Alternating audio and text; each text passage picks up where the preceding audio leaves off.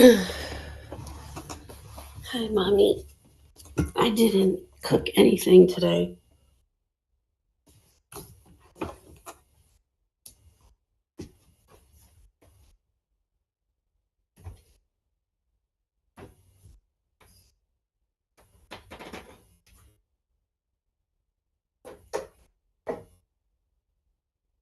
What are we going to eat, Piper?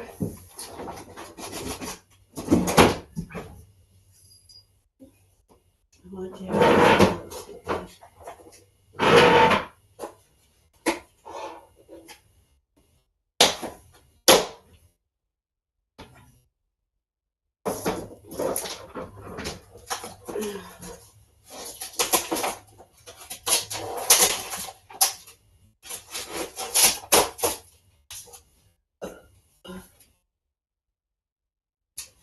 Yeah, I don't got a whole lot of patience with that. I don't.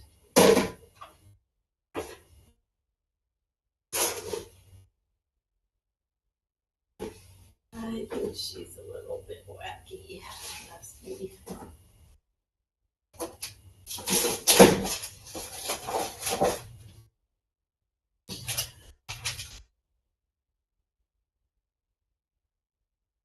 Hello, everyone. Ooh. We'll get started in just moments. If everybody can come or go on mute, and we'll get started in a bit.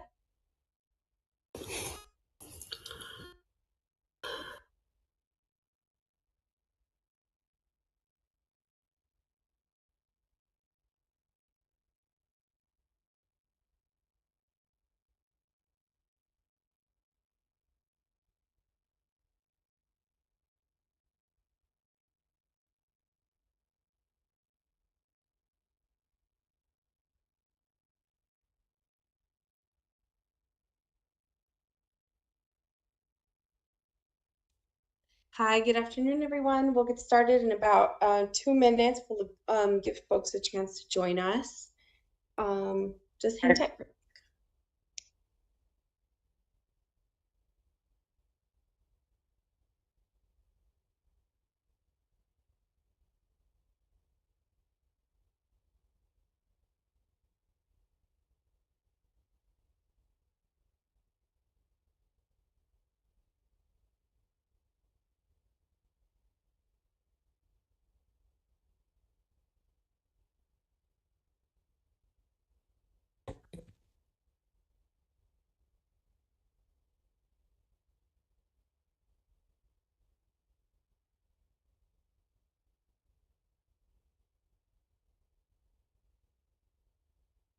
All right, good afternoon.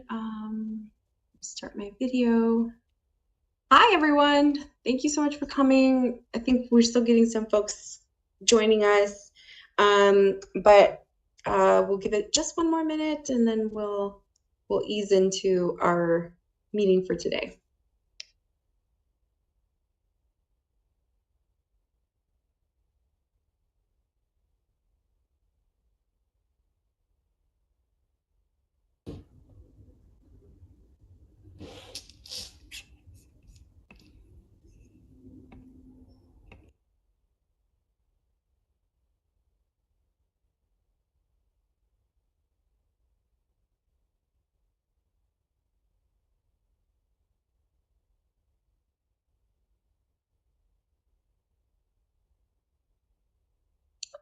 Okay, let's go ahead and get started.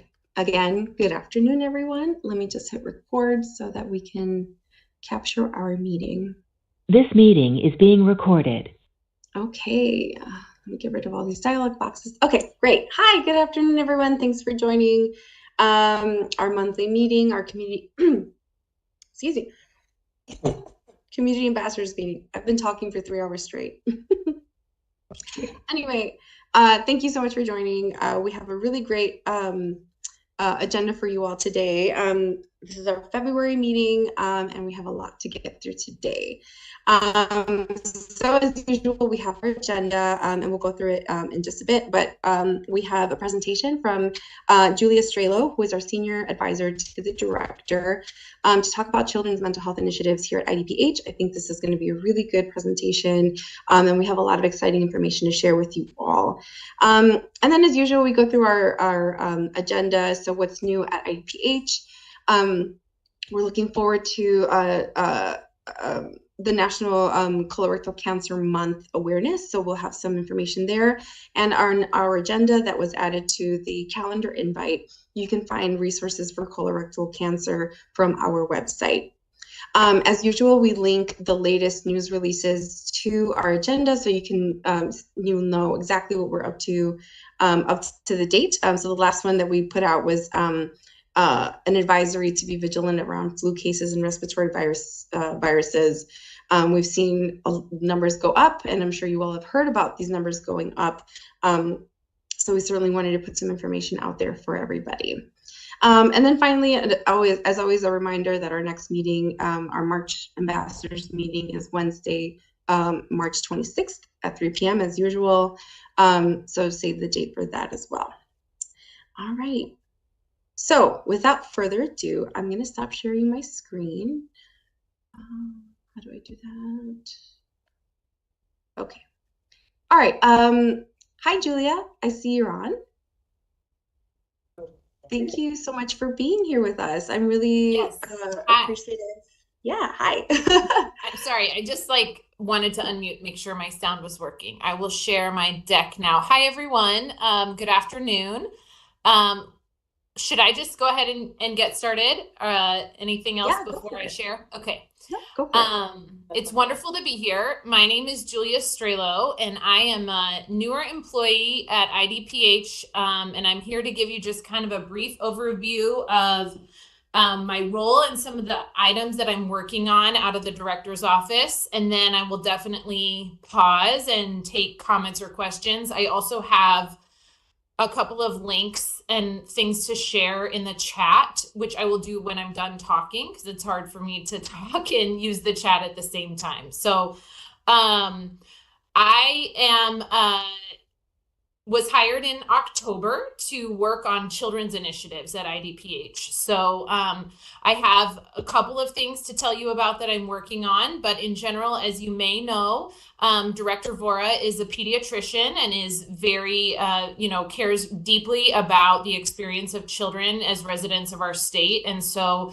my work is to uplift that population of young people. So not just what we might think of as young children, but also youth and adolescents and their families, and try to do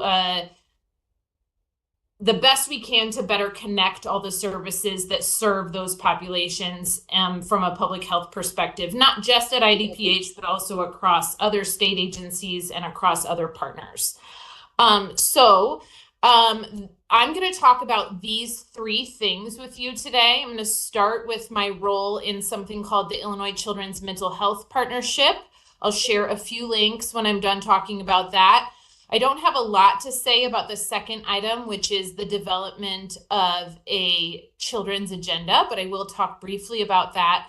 And then finally, I'm going to talk a little bit about our partnership with the Illinois Children's Behavioral Health Transformation Initiative and information about a new resource that they have made available called Beacon. So those are the three things that I'm planning to talk about. As I said, I joined the agency in October, and there's my email on the screen. I'll put it in the chat as well in case you'd like to reach out. I came to work at IDPH from the Illinois State Board of Education, where I did school mental health work. I am a social worker, and before that, I worked for about 15 years in different non-for-profit organizations that serve kids in the Chicago area. So children's mental health is the primary aspect of children's health that's in my background. And there was a piece of legislation last year that moved this board that this slide is about, the Illinois Children's Mental Health Partnership, from a private hospital. It was run and kind of managed by a private hospital to being run and managed by the Illinois Department of Public Health. So this partnership is a public board that meets at least 4 times a year to talk about mental health in children. It's existed for 20 years, so it's not a new project, but it is new that it's sitting within the Department of Public Health. We do have a webpage, which I'll put in the chat in a moment, and we produce an annual report, which you're welcome to read. We released the first one authored by IDPH in December. And then you're also welcome to review our quarterly meetings. The next one is in April. And I'm also excited to share that this board includes a youth council. So it's, of course, very important to have the voice of children, embedded in the work of better serving children across the state. And so we do have a youth council that we appoint every year, and they make a presentation to us about their recommendations for improving mental health, usually at our summer meeting. So that's a little bit about the partnership. It is chaired by Director Vora, and then there is a vacant co-chair position that is meant to be a person who's a member of the public, and we are hoping to fill that position pretty soon. So happy to take questions when I'm done about the partnership, or if anything was confusing, say a little bit more about it. Related to children's mental health, one thing that Lupia asked me about, that she said that your group has been really interested in knowing more about, is just like any free training resources. And one entity that has developed a free training resource for the state of Illinois with partnership from IDPH, as well as with some partnership with the board that I was just talking about, is the Center for Childhood Resilience at Lurie Children's Hospital. They have a learning and resource hub about childhood resilience and mental health. And this is just like a screenshot from what the registration page of the hub looks like. But I will also put this link in the chat. It's just a really wonderful free portal that anyone can access and watch and engage in virtual trainings about children's mental health, children's resilience. There's some very specific topics, whether it's dealing with children who are experiencing grief, suicide prevention, welcoming newcomers, supporting LGBTQ students. A lot of it is really focused on schools, but it really could apply to kids in any setting and be useful for parents. So I'll share this link. All of these trainings are free, and they do come with, if you have a license, like a social work license or a school, an educator license, you can get credit toward your license for the trainings on this website. I'm wondering if everyone wants to mute, just to make sure we don't have any.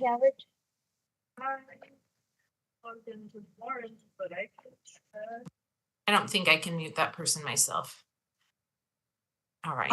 I just muted. Go ahead. Cool. So that's the Children's Mental Health Partnership and a resource about children's mental health training. I mentioned that I was going to talk briefly about my work to develop a children's agenda.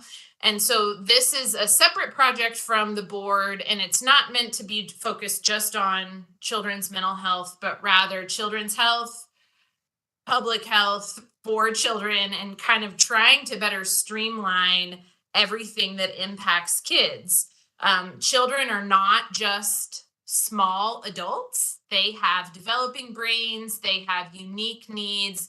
And so it's really important that we, kind of better encompass what's available that supports kids, better partner. So I don't have more to say about this right now, but I just wanted to give you a little preview that it's something that we're working on and that we'll be hoping to share with some of our partners later in the year. So maybe I'll come back to another meeting and share more about the children's agenda. And then finally, and kind of like the biggest, most exciting thing that we have to share right now is about children's mental health. So you may have heard about something called the Illinois Children's Behavioral Health Transformation Initiative. It is a initiative out of the Illinois Governor's Office to strengthen the mental health care system for kids in Illinois. It really came about because there were many children who had pretty serious mental health needs that had nowhere to go. So they had enough needs that they couldn't really go back to their homes because they needed more care than their parents or guardians could give them. But they also didn't necessarily need to stay in an inpatient hospital setting anymore.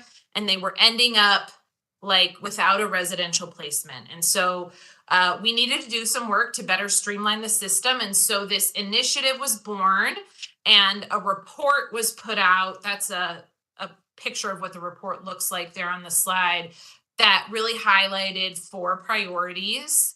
And I'm not going to read everything on the slide, but like I'm happy for you to share these out with the members here today, Lubia, so that people can go over them.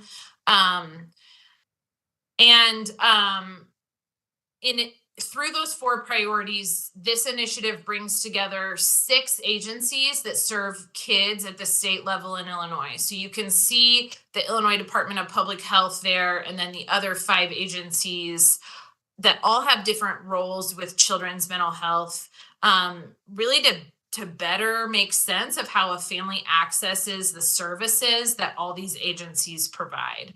So maybe the child is in child welfare, maybe they have enough needs that they qualify for some of the DHS programs, or they have a developmental disability. Some of the children served by this initiative are in the Department of Juvenile Justice and need some aftercare. If they've been in an inpatient hospital, the Department of Public Health oversees that. Obviously, many children in Illinois are served by the Illinois State Board of Education and a local school district. They might have an IEP. So there's a lot of places here. Maybe the family is eligible for Medicaid where connections can be built. And that's what this initiative is meant to do. There are 12 recommendations that were put out in 2023. And I am wanting to highlight for you the results of recommendation number 1. So in 2023, it was recommended that a care portal be developed so that families had one place to go where they could enter their information and get care from state services. And so that portal is called Beacon, and it got released publicly in January. I'm going to put the link to Beacon in the chat when I'm done talking, but we wanted to share it with you today because this is absolutely something that we would like anybody to share with their communities. So it is an online website that connects families with helpers and allows everyone to see what's available for a child that might have mental health needs. There's many ongoing improvements that are underway.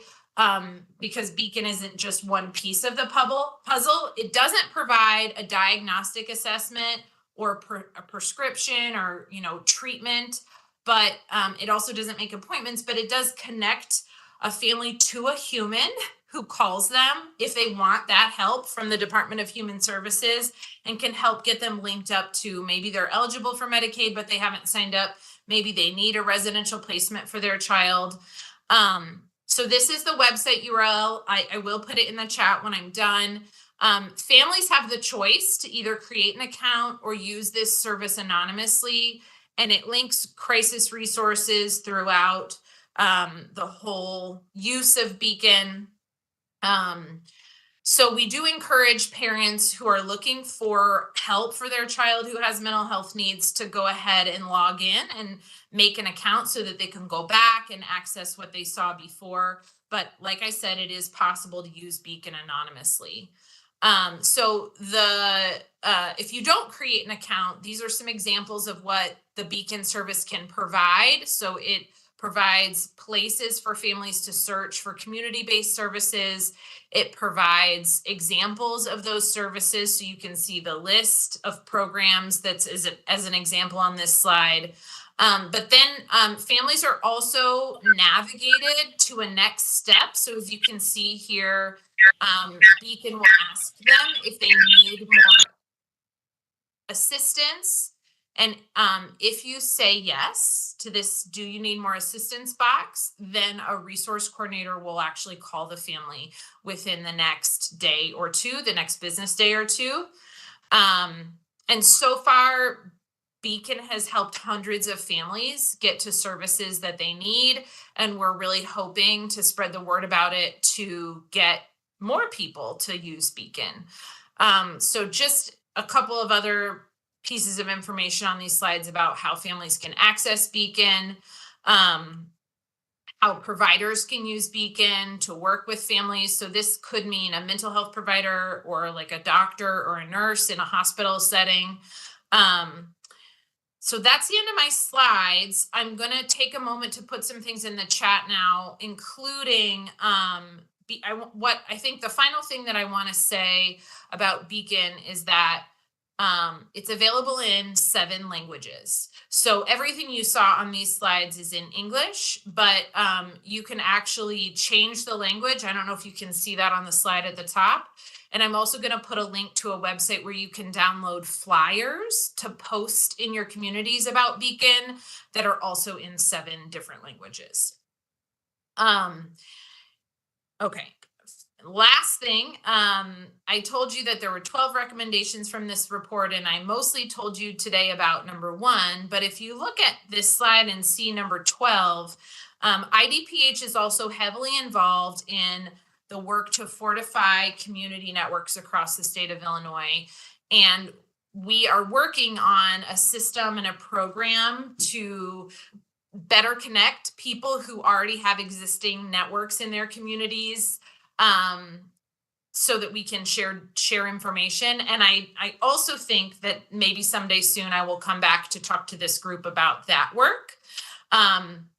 Much like the children's agenda, it's in development, but we really do value all of the diverse communities in Illinois, all of the different possibilities for local approaches to this work, and want to lead with that lens of like communities know the best about what they need and how can we better organize a system to get information to networks that already exist and have a little bit more streamlined, process at the top, and maybe some funding someday. So I know that was a lot of information from me, but in summary, I hope it was helpful to hear about the board, the mental health partnership, the agenda, and as well as all the stuff that I said about Beacon. I will now stop sharing and see if there are any comments or questions. And anything else, Lubia, that you'd like me to cover or talk about if I missed something. But thank you. No, I think that was great. Thank you so much. And I loved how you started with like one of your first slides or couple of slides was on trainings. And that's, again, over and over, we hear from our ambassadors that, they want to upskill, they want to get more skills, they want to be better at what they're doing already. And a lot of them do this public health work. So they should certainly, having these free resources is amazing. So thank you for that. If anybody has questions for Julia, you're welcome to come off mute. You can also put your questions in the chat, but the floor is all yours. Does anybody have questions, comments?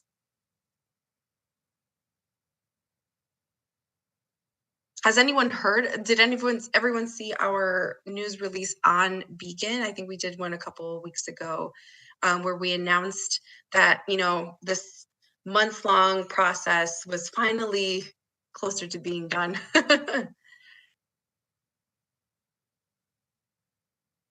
Oh, thank you, Julia. So she's putting in the chat the links that she mentioned in her presentation. So please take a look at those. Look through them. And again, if you have questions, you're welcome to share them now, or you can put them in the chat, or, we can, Julia, I don't know if it's okay if we can share your email address if folks have questions directly. Absolutely. You can also share the slides, like a PDF version of the slides that if you want to, but I'll put my email. Yeah, someone just asked if the slides will be distributed. So if you don't mind just making them a PDF, Lubia, it would be absolutely fine to share them. But I'll put my email in here as well as a couple of other links, not to like overwhelm everyone with links, but I just want to make sure that people know where to get information about Beacon if they want to.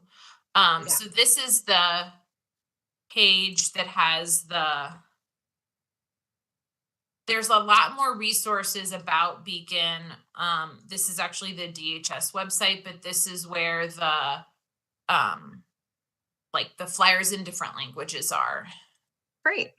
And yeah, so we'll put the link to the slides, as well as the links that Julia has shared in our newsletter, which is going to be coming out on Friday. So check your inboxes, make sure you're getting it. If you don't get it, send us an email and we'll be sure to send it to you and make sure that we have your correct email address.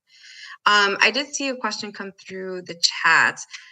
Juliet wants to know, is this organization concerned only with the health and welfare of children? Yeah, I think that the Illinois Department of Public Health is concerned with all ages of people and their health and welfare in Illinois, but some of the organizations that I mentioned are very focused on children. And my role as an employee at the Department of Public Health is to focus on children. But if that doesn't answer your question, please let me know. Wonderful. Thanks so much.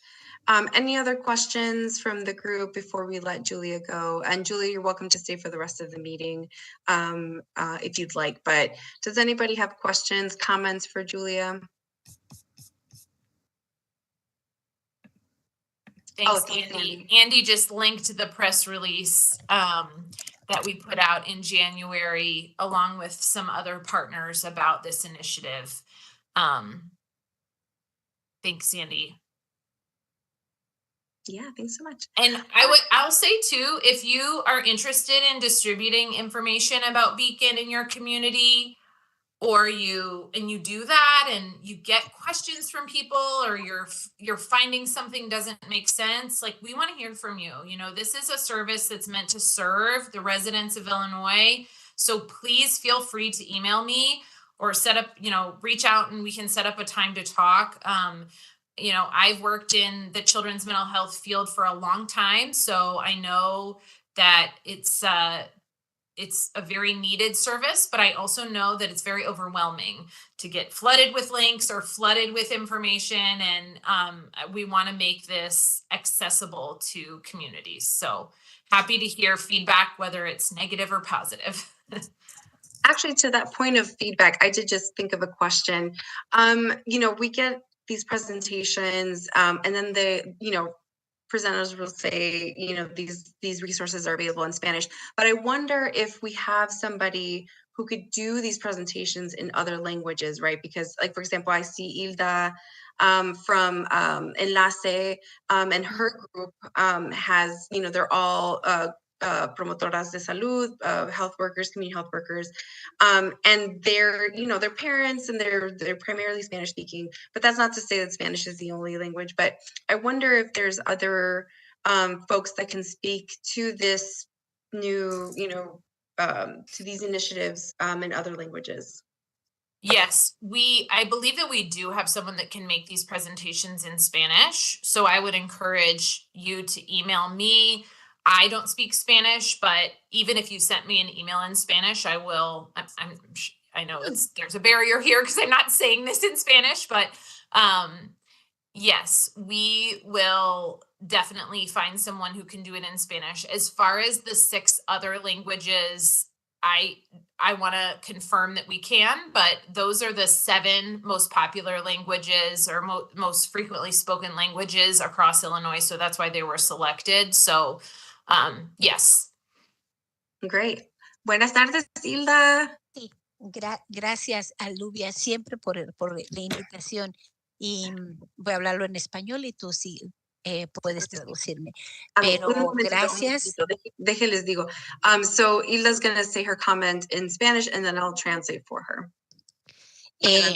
No, pues primeramente gracias a Lubia por la invitación y yo solamente quiero decirle que es a Julia, que es una red de promotoras donde en esta red hay alrededor de 150 promotoras, pero activas mes tras mes son de 90 a 100 promotoras de esta red, el cual abarca del norte a sur de Chicago. Son varias organizaciones, son varias clínicas, varios hospitales que nos reunimos una vez al mes y me encantaría que se pudiese dar una presentación, como tú lo dijiste, en español para estas promotoras y que podamos difundir la información. Voy a poner en el chat y también a Lubia quizás nos puedas tú conectar para ponernos de acuerdo para una presentación en la red de PAES. Y muchas gracias.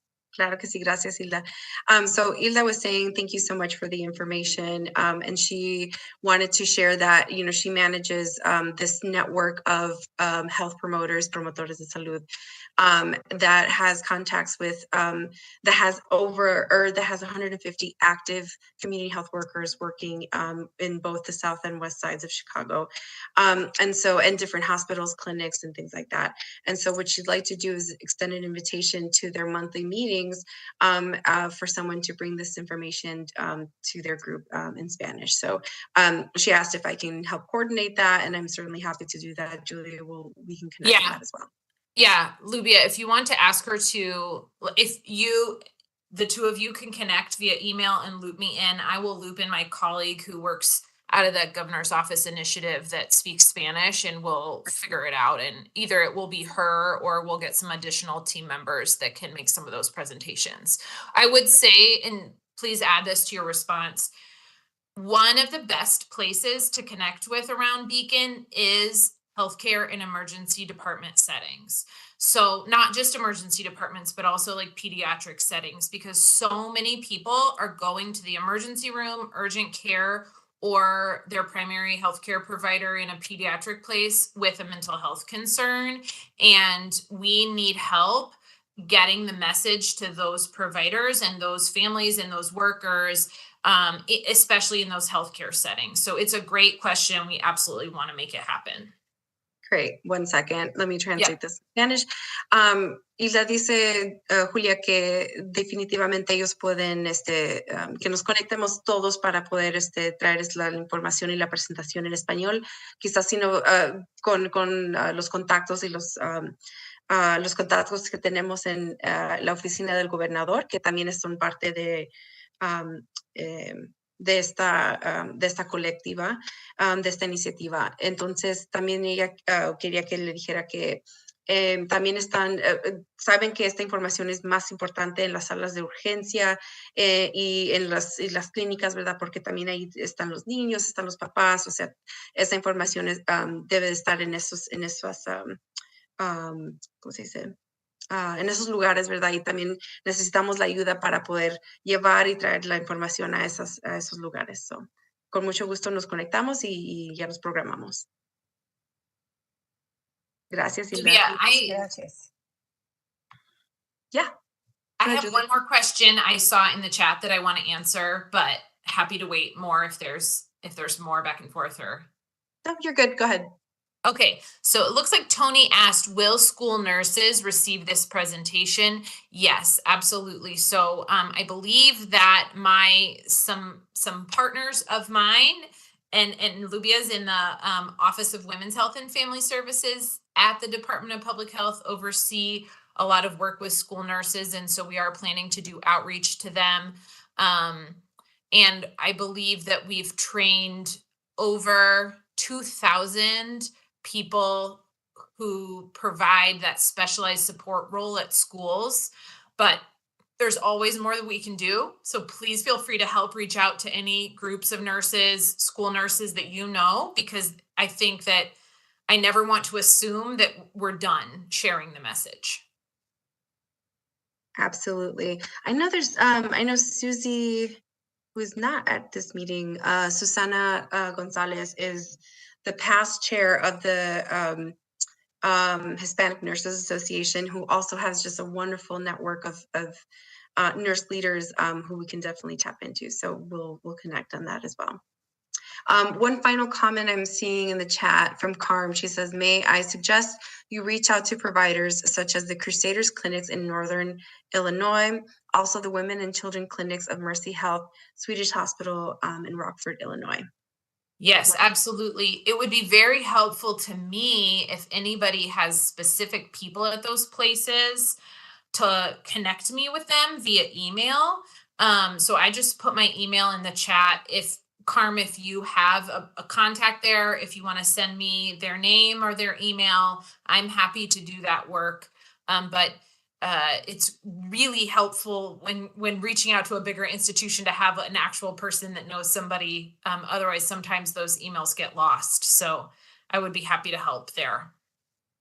Wonderful. Thank you so much. Thanks to Carm, to all of you for your questions, for your attention. Thank you, Julia, for bringing this information.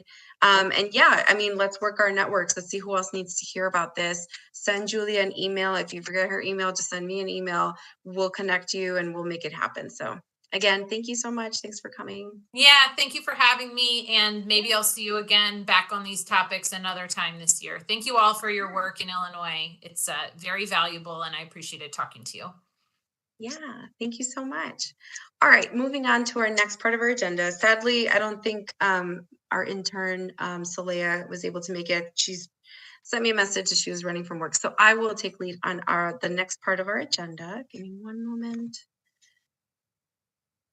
Okay. Alrighty, so we have some really exciting things to share with you regarding our volunteer and engagement opportunities. We, again, always bringing it back to our survey where we heard from you all what you wanted from this program. And so Saleha and I have been working really hard to engage with folks across our agency to find ways to, incorporate you all or just, have you all play a significant role in what we're doing. I know that last time my colleague, Haley Simpson, who is our social media manager, came on and, talked about our social media strategy and asked if anybody here wanted to do some content for us. And I think we had like 2 people that volunteered. That invitation is still open. If you want to do it, you can connect with her and I'll share that information as well. So yeah, but that's, we're trying to think of different ways to engage with you all. So the first one is we did hear a lot of folks ask us about volunteer opportunities. And so I've gathered some events that we're going to be at in the coming months. The first 2 are for a conference. We're looking for 1 volunteer per day for the Illinois Association of Free and Charitable Clinics conference in Tinley Park. And so here are the times that we'll need volunteers for. So there's 2 dates. It's just back to back on the 24th and the 25th. The next event is the Summit of Hope in Peoria. And I think we've talked about these events before. They are re-entry programs for people who have been previously incarcerated. And so what we do, IDPH is one of the partners along with the Department of Corrections, and we put these events together to bring resources to those folks. And so we'll have a table at the Peoria event. Our regional health officer, Hillary, will be there as well. Actually, I think she might send one of her staff. But anyway, we're looking for volunteers to table at that event.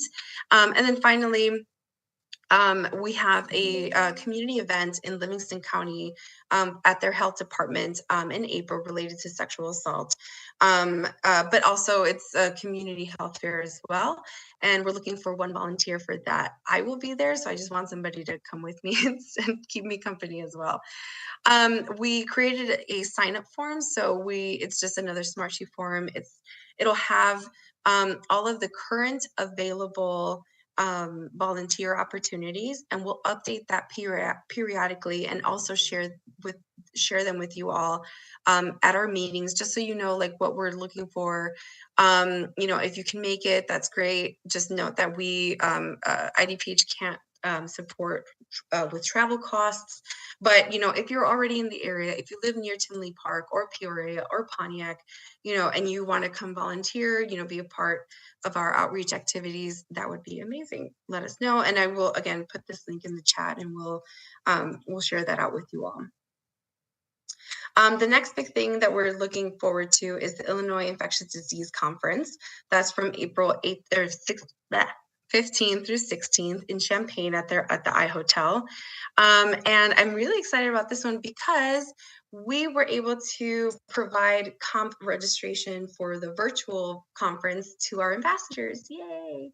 That was really exciting, and I'm really grateful to our infectious disease team who's putting together this conference.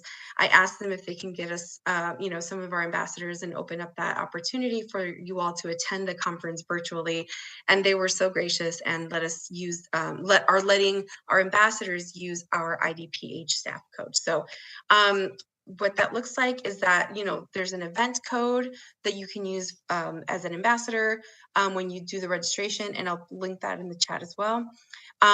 Just a couple notes that only one code can be used per person, so you can't share the code.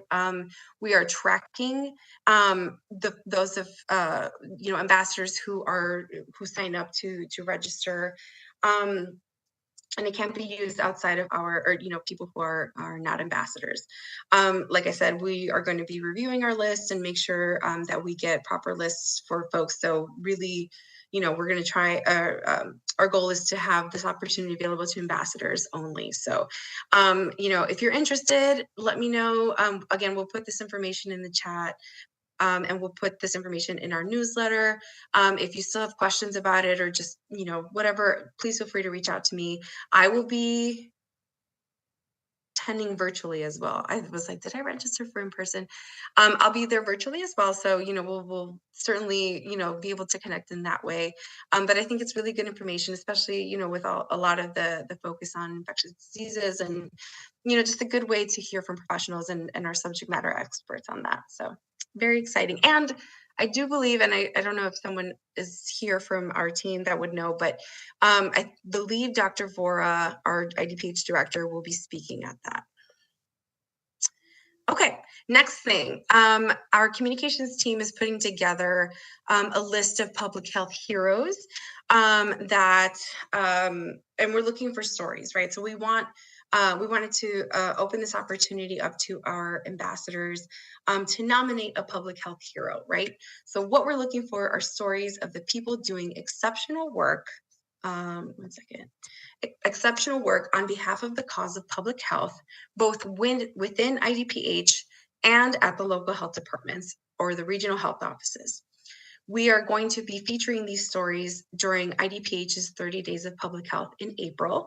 We're putting a full calendar of events together, and we want to make sure that we have these nominations and these folks highlighted and given, the attention that they have, really put their work for it. So these stories will be featured on our social media accounts, on websites, I believe, certainly in our newsletter, but I think some other newsletters as well that go out from our agency.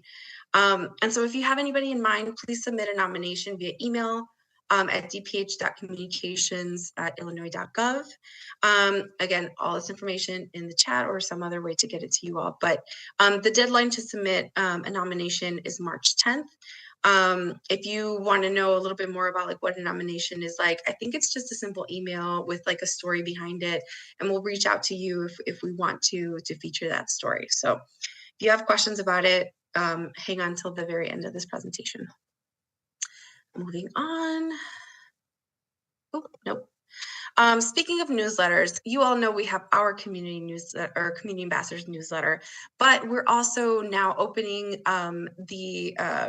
we're extending an invitation to external folks on the Health Matters newsletter. This newsletter is coming directly from the director's office, and we get information. Like in the picture, you can see the year in review. And then information about respiratory illnesses and things like H5N1, firearms dashboard, and just other information from our agency. So if you're interested in receiving that newsletter from our agency, you can send an email to sign up at dph.healthmatters@illinois.gov. So there's a lot more ways to engage with our agency. Next is advisory boards. So I know a lot of you had asked, if what other ways can you get involved with IDPH? And one of them is by becoming involved in advisory boards. So we have boards that are hosted or led by IDPH. Board members are appointed by the agency that leads in within an agency or by the governor's office. But the meetings are open to the public and are open to public comments. That's where you come in, right? So, you know, we have a list, we have the meeting information and available, you know, like the list of dates, times, and links to join each of those meetings on our community newsletter or a community ambassador newsletter, but also you can find it online. And so here's just a short list of some advisory boards that we are currently hosting. So we have Alzheimer's Disease Advisory, Ambulatory Surgical Treatment Centers, Anti-Racism Commission, Closed Loop Well Contractors Certification Board, Community Health Workers Review Board, which I think a couple of you already know about that one, Developmentally Disabled Facility Advisory Board, and then Diversity and Healthcare Task Force. Lots to choose from, and you can find all of those on our website. And again, we can link all of this for you all to take a look at. But as usual, like I said, on our newsletter, our monthly newsletter, we post the upcoming meetings with the link so that you can join from there. Oh, that's all I had. Okay, great. Let me stop sharing my screen. Any questions? I talked a lot. Any questions? Anybody like what they heard? Anybody excited to go to the conference? Anybody want to go to the conference? Yep, I see a hand up. Awesome. Can you tell us a little bit about like what makes it interesting for you? Do you work in public health? Do you work in infectious disease? Or it's just like, yeah. Are you talking about me? I don't know who else for. Yes. Sorry. Okay. Yeah, so I am new to Chicago, but also I work for a public health agency here called Alliance Chicago, who works with a lot of community centers across really. But I have applied to go get my MPH. So not a public health professional yet, but I am very interested in just kind of getting into the mix and learning more.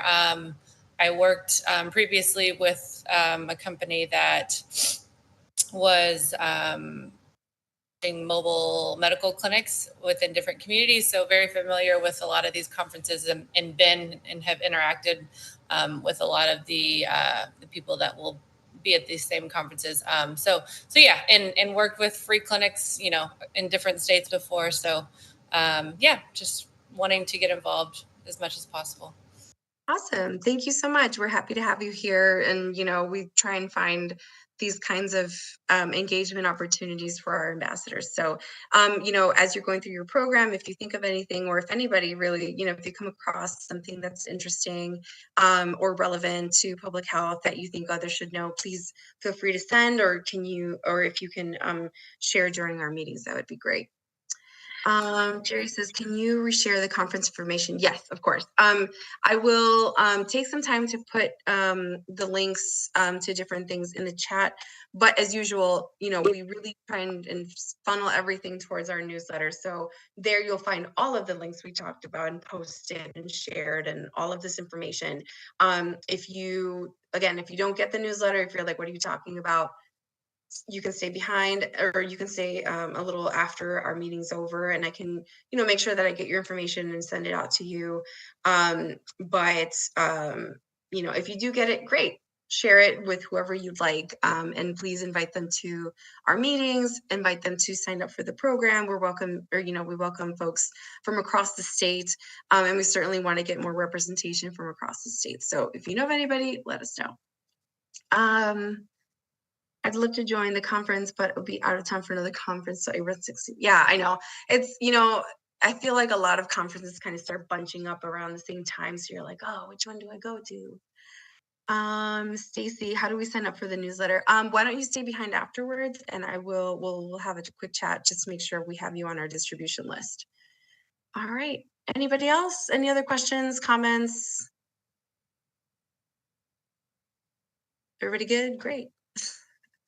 Wonderful. Okay, so I will give you back some time in your day. Thank you so much to everybody who joined our meeting. Next month will be awesome. Hello? Hi. Hi, this is Tony. How are you? Hi, Tony. Good. How are you? Good. I had put I had put a question in the chat box, but it was really tiny, so you probably didn't see it. But I wanted to know, who can attend those advisory board meetings? Yeah, so again, they're open to the public, so anybody from anywhere can join the meetings. However, you would be considered a member of the public. So while you wouldn't be, able to comment on the, what gets talked about during the advisory boards, or like, as they're going through their order of business, they always leave time for public comments. And so what you can do is, if you go to, click on the link for an advisory board meeting and you attend, and you get interested and you're like, I want to submit a comment for, or a request for a public comment, you'll get time. I think it's about 3 minutes, or depending on the board. But you get time to share your thoughts or whatever comment you have to the board, and then they'll take that into consideration for their order of business. Okay, thank you. Yeah, no problem. And, like I said, the website has the links to, or the link for all of the meetings in chronological order. But then, there's the list of advisory meeting or advisory boards, and then those links have the links to their meetings. So look through it. If you need some more help, if you're like, I really want to join this one, but I don't know how, or just, need some more information or just guidance, please let me know. Happy to help. All right. Ruby, Yeah. I don't know if you can hear me. This is Jane Simmons. Hey, Jane. Hi. Here I am once again finding myself in hospital while I'm a part of WebEx. And whenever I'm in hospital, I find myself wondering how it is or why it is. And I share this concern as well with nurses and doctors. Why it is that while I'm here, I couldn't reach out and say, I need vaccine number 3 and receive it. And obviously it's every hospital is going to do what they're going to do, but why is it that it's not readily available when one is in hospital? The only time I was able to receive a vaccine was when I was hospitalized from an ER where they discerned that I actually had a mild case of COVID. But no, here I am in this population, and I came here having been in a nursing home where I was trying to get physically therapy strong to return to home, and I couldn't receive it there either. So why is it that these long-term care or short-term care health sites, hospitals or nursing homes, are not more readily available? Why is the vaccine not available to people here in these settings? What can be done?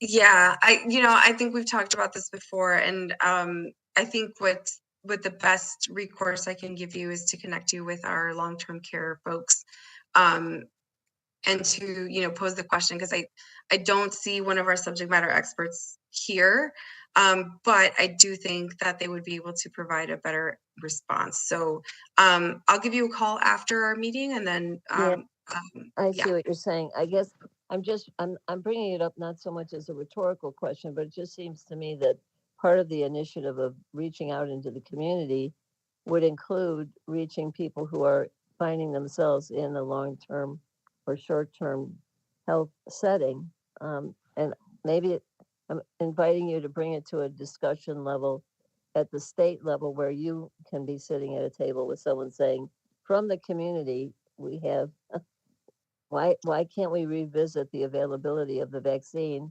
while people are in hospital or while they are in short-term physical therapy rehab facilities? I mean, I guess I'm Sure. No, I get it. And I directly, I bring my notes, and, folks from IDPH who are on the call will probably know that that's exactly what I do. I'm like, community told me this, or somebody in the community said this, how are we going to address it? So, right. Like I said, let's talk afterwards, and we'll get it sorted.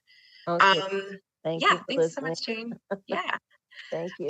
Any other questions? Thank you, Karen, for your comments on the chat.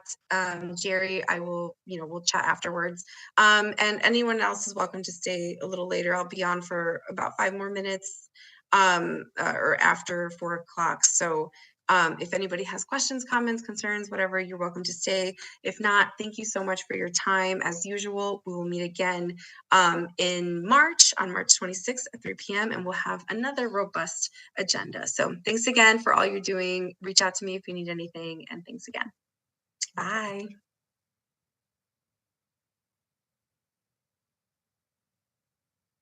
Okay, let's see. Jerry and who else? And Stacy. Let me.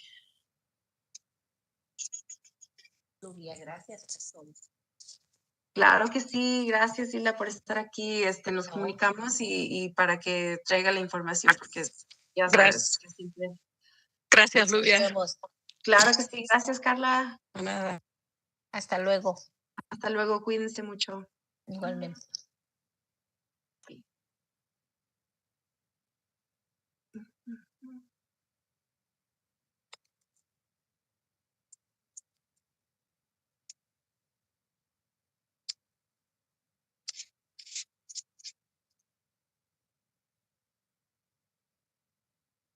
Jerry and Stacy, I'm just logging into our email account to double check if you're on that list. So give me one moment. Okay, thank you. Thanks. Yeah. Anyone else here want me to check and see if they're on our newsletter distribution list? Okay, let's see. Contacts. List.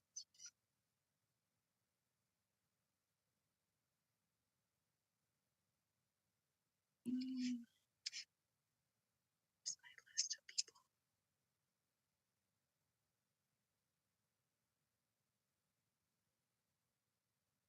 Okay, let's start with you, Jerry. Can you give me your address, your email address, please?